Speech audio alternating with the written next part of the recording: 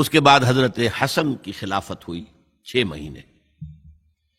لیکن اب جب جنگ کا معاملہ ہوا تو حضرت حسن نے دستبرداری اختیار کر لی، حضرت معاویہ کو تسلیم کر لیا خلیفہ. حضرت معاویہ صحابی ہیں، کاتب وحی ہیں، حضور کے برادر نسبتی ہیں، صالح ہیں.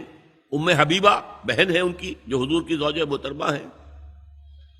ان کا مقام بہت بلند ہے، لیکن ہم انہیں خلفائے راشدین میں شامل نہیں کرتے، اس لیے کہ ان کا جو خلافت کو اختیار کرنا یا حکومت اختیار کرنا یہ قبائلی عصبیت کی بنیاد پر تھا، باہمی مشورے کی بنیاد پر نہیں تھا.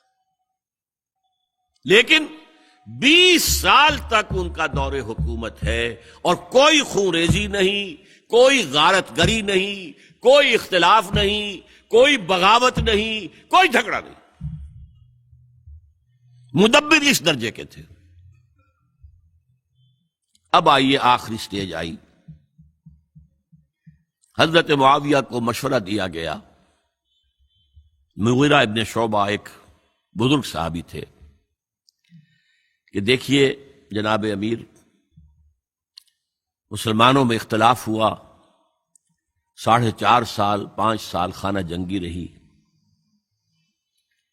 اب اگر پھر معاملہ آپ کے انتقال کے بعد ایسے ہی چھوٹ گیا تو اختلافات ہوں گے، جھگڑے ہوں گے، مختلف دعوے دار سامنے آئیں گے، جنگیں ہوں گی، پھر دوبارہ جو ہے فساد ہو جائے گا. آپ کسی کو نامزد کر دیجیے. اور پھر مشورہ دیا اپنے بیٹے یزید کو نامزد کر دیجیے. حضرت معاویہ ریلیکٹنٹ رہے، لیکن اس کے بعد انہوں نے مان لیا اور فیصلہ کر لیا. یہاں میں چاہتا ہوں کہ بات سمجھ لیں اچھی طرح. اس معاملے میں اگر آپ حضرت معاویہ کی نیت پر شک کریں گے تو مجھے آپ کے ایمان پر شک ہو جائے گا. نیت پر نہیں، غلطی ہو سکتی ہے.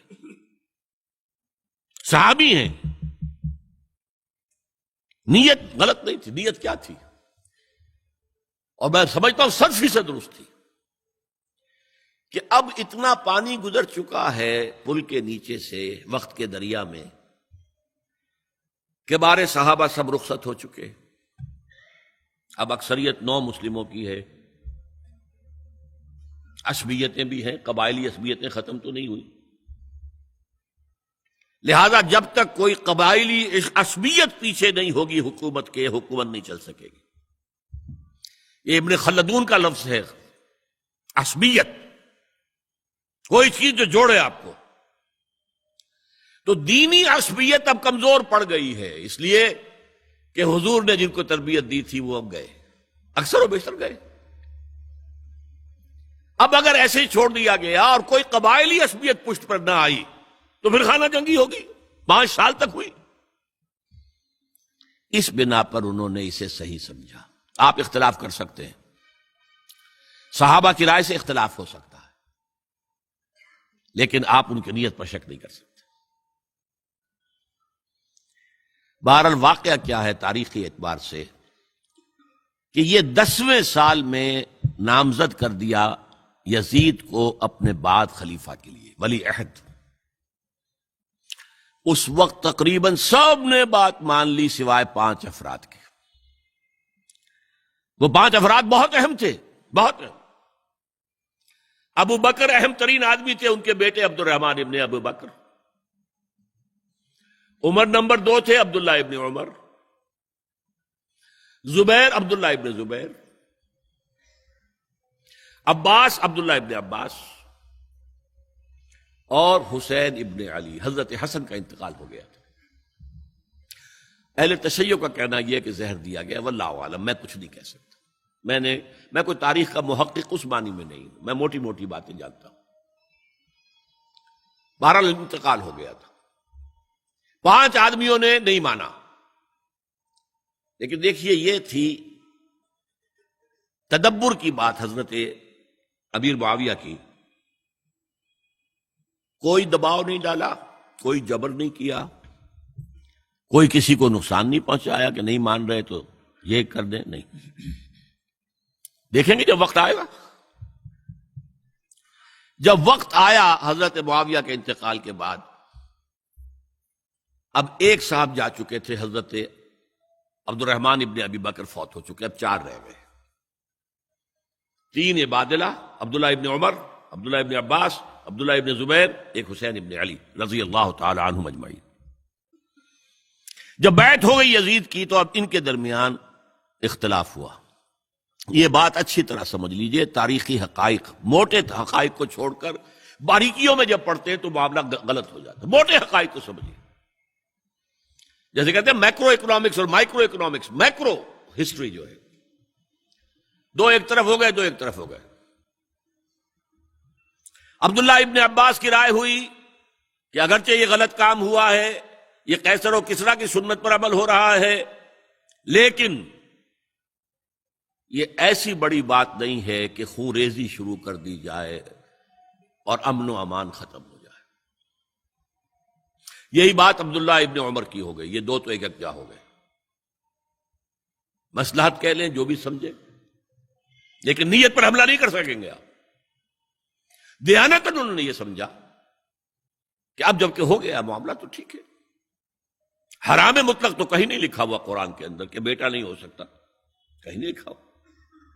بہرحال ان 2 کی رائے یہ ہوئی کہ اگرچہ کام غلط ہے لیکن اتنا غلط نہیں ہے کہ اس کو چیلنج کیا جائے اور اس سے جو ہے خانہ جنگی شروع ہو جائے اور فساد شروع ہو جائے۔ 2 کی رائے یہ ہوئی کہ نہیں، we have to challenge it come what may. Abdullah ابن زبیر، حسین ابن علی رضی اللہ تعالی عنہما یا عنہم، تو یہ 2 علیحدہ۔ ان 2 میں اب اختلاف ہوا۔ عبداللہ ابن زبیر کی رائے یہ تھی کہ یہی مقیم رہو مکے میں، حجاز میں، مکے اور مدینے میں، یہاں سے ریزسٹنس موومنٹ ہم شروع کریں گے، کیونکہ یزید کی خلافت تو دمشق میں تھی، بہت دور۔ حضرت حسین کو خطوط آ رہے تھے کوفے سے، کوفہ حضرت علی کا صدر مقام رہا تھا، اور جن سبائیوں نے فتنہ پیدا کیا تھا حضرت عثمان کے خلاف وہ بھی وہیں آباد تھے۔ انہوں نے خطوط کا تاغا باندھ دیا، آپ آئیے ہم آپ سے بیعت کریں گے اور کھڑے ہوں گے اور مقابلہ کریں گے اور اس یزید کی حکومت ختم کریں گے۔ ڈاک کے تھیلے بھرے ہوئے۔ حضرت حسین نے فیصلہ کیا کوفے جانے کا، بہت روکا۔ عبداللہ ابن عباس بہت ان سے بزرگ تھے عمر میں، اور ویسے بھی ایک اعتبار سے نانا تھے، ایک اعتبار سے پڑدادا تھے۔ حضرت عبداللہ ابن عباس حضور کے چچا زاد بھائی تھے، تو نانا ہو گئے کہ نہیں؟ حضور نانا تھے کہ نہیں؟ اور حضور کے چچا تھے حضرت عباس، ان کے بیٹے ہیں یہ۔ تو اس اعتبار سے حضرت علی رضی اللہ تعالیٰ عنہ کے کیا ہو گئے؟ چچا۔ بہرحال میں کچھ گڑبڑ کر رہا ہوں اس وقت۔ وہ دوڑتے جا رہے تھے کہ حسین خدا کے لیے مت جاؤ، خدا کے لیے مت جاؤ، یہ کوفی تمہارا ساتھ نہیں دیں گے، الکوفی لا یوفی، کوفی وفا نہیں کرتا وعدہ، اور خدا کے لیے اگر جانا ہے اپنے گھر والوں کو یہاں چھوڑ جاؤ۔ بس حضرت حسین پر رضی اللہ تعالی عنہ جو ایک کیفیت تھی، انہوں نے سب باتوں کو نظر انداز کیا۔ وہاں ہزاروں لوگوں نے مسلم بن عقیل جو حضرت حسین کے نمائندے کی حیثیت سے پہلے گئے تھے، ان کے ہاتھوں پر بیعت کیا، وہ خطوط آ رہے تو اور بھی بات پختہ ہو گئی۔ ابھی راستے ہی میں تھے کہ پتہ چلا کہ ابن زیاد گورنر بن کر آیا ہے، اور اس نے جو وہاں پر تشدد کیا ہے اور ڈنڈا برسایا ہے، سب بیعت ویعت توڑ کے گھروں میں چھپ گئے، اور مسلم بن عقیل جو ہیں وہ بے یار و مددگار شہید بھی کر دیے گئے۔ حضرت حسین نے ارادہ کیا کہ واپس ہو جائے مدینے کی طرف۔ اب مسلم بن عقیل کے بیٹے جو ہیں، وہ عرب کی ایک غیرت ہے، ایک آنر جسے آج کل کہتے ہیں، ہم اپنے باپ کا بدلہ لیے بغیر نہیں جائیں گے۔ اور حضرت حسین کی شرافت اور مروت، یہ لوگ میرے ساتھ آئے تھے نا، میرا ساتھ دے رہے تھے، اب میں ان کا ساتھ کیسے چھوڑوں؟ بہرحال وہ حادثہ فاجعہ ہو کر رہا، اور اس میں سب سے بڑا سبب جو بنا ہے وہ میں چاہتا ہوں جس کی طرف کسی کی نگاہ نہیں گئی۔ افسوس یہ ہے کہ میرا اس پر جو کتابچہ ہے سانحہ کربلا وہ آؤٹ آف پرنٹ تھا، کوشش تھی کہ آج یہاں وہ پیش کیا جاتا، مختصر ترین، لیکن آپ دیکھیں گے کہ کلیئر ہو جاتی ہے ہسٹری۔ دو کتابچے ہیں، شہید مظلوم، میرے نزدیک مظلوم ترین شہید حضرت عثمان رضی اللہ تعالی عنہ، اور سانحہ کربلا، بہت بڑا سانحہ ہے، اس میں کوئی شک نہیں۔ حضرت حسین کے صبر اور مثابرت اور استقلال اور شجاعت یہ مثالی ہیں تاریخ کے اندر۔ اپنے سامنے جو ہے اپنے ایک ایک کر کے چراغ گل ہو رہے ہیں، خاندان سارا ختم ہو رہا ہے، شیرخوار بچے شہید ہو رہے ہیں۔ وہ تو ایک بچہ بیمار تھا، حضرت علی بن حسین زین العابدین رحمت اللہ علیہ، وہ بچا ہے۔ لیکن اصل میں شرافت اور مروت جو ہے وہ بسا اوقات اپنی شرافت کی وجہ سے مار کھا جاتی ہے۔ حضرت حسین سے میرے نزدیک یہ ایک اسٹریٹجک مسٹیک ہوئی کہ جب کوفیوں کا لشکر سامنے تھا تو وہاں کھڑے ہو کر ایک ایک کا نام لے گا، فلاں ابن فلاں، کیا تم نے مجھے خط نہیں لکھا تھا؟ اے فلاں ابن فلاں، کیا تم نے مجھے خط نہیں لکھا تھا؟ سب کے راز فاش کر رہے ہیں، اور دیکھو یہ میرے پاس یہ تھیلے بھرے ہوئے تمہارے خطوں کے موجود ہیں، تم نے مجھے بلایا اور میں آیا۔ یہ بات تھی جس کی بنا پر اب ان کے لیے کوئی چارہ نہیں تھا کہ انہیں شہید کر دیں، ورنہ تو یہ ہمارا بھانڈا پھوڑ دیں گے جا کر یزید کے پاس، تو ہماری کھالیں کھنچ جائیں گی۔ یہی وجہ ہے کہ حضرت حسین نے 3 آفرز کی، مجھے واپس مدینے جانے دو، نہیں، مجھے یزید کے پاس جانے دو، نہیں، مجھے کہیں اسلامی سرحد پر بھیج دو، میں وہاں پر کافروں سے جنگ کرتے ہوئے زندگی ختم کر لوں گا، نہیں، ہیئر اینڈ ناؤ بیٹھ کرو۔ یہ حضرت حسین کی شرافت، غیرت، حمیت، مروت اس کے خلاف تھا،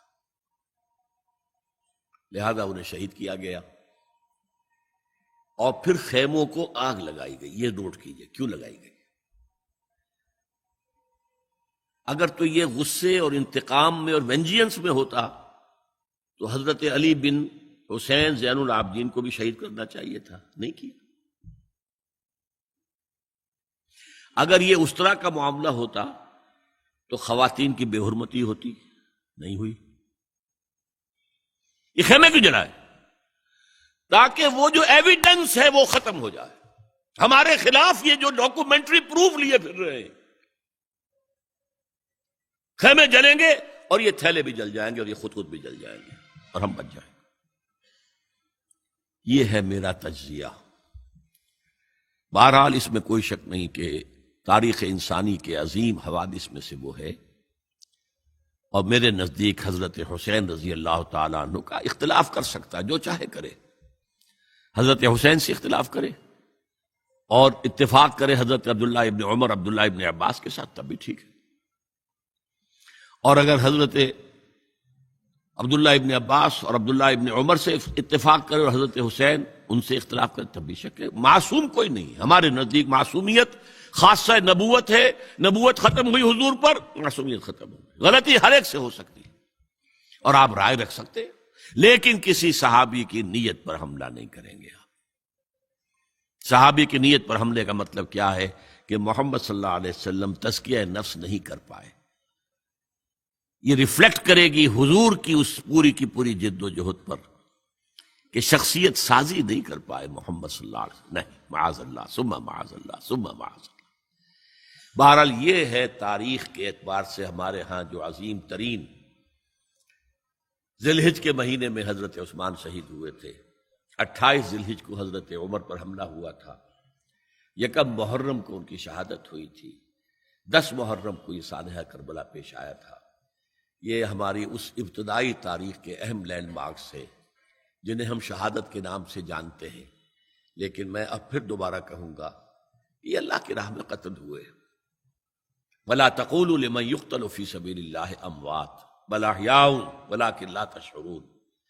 ولا تحسبن الذین قتلوا فی سبیل اللہ امواتا بل احیاء عند ربہم یرزقون، لیکن وہ شہادت علی الناس کی ذمہ داری جو مجھ پر اور آپ پر ہے، حضرت حسین کو یاد کر لیں، حضرت عثمان کو یاد کر لیں، ان کے لیے کوئی رنج اور غم کا اظہار کر لیں، اس سے کچھ حاصل نہیں ہے۔